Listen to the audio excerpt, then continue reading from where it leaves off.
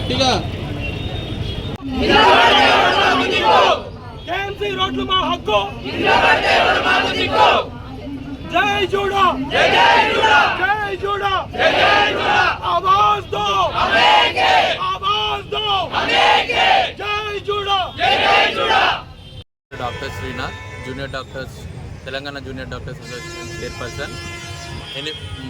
మేము సమ్మె నోటీసులు ఇచ్చి 19వ తారీఖు, అంతకుముందు 2 నెలల ముందు కూడా సమ్మె నోటీస్ ఇచ్చాము.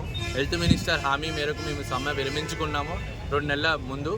కానీ 19వ తారీఖు ఇచ్చిన తర్వాత నుంచి మాకు ఎలాంటి సమస్యలు పరిష్కారాలు కాలేదు.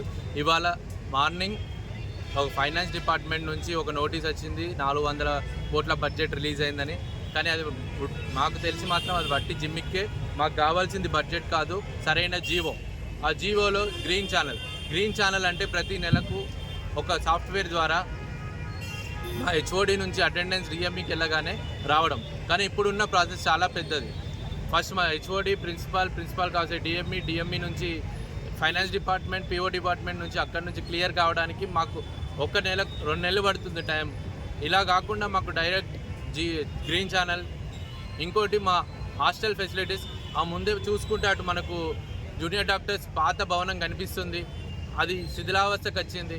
అది కూలగొట్టి కొత్త బిల్డింగ్ మినిమం ఎన్ఎంసీ ప్రకారం 75% ఉండాలి.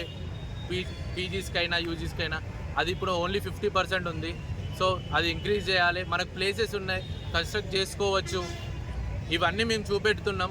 మాకు వీటి కోసం శంకుస్థాపన, కేఎంసీ రోడ్ల టెండర్కి పిలవడం, ఇలాంటి కార్యక్రమాలు చేస్తేనే మేము సమ్మె విరమిస్తాం.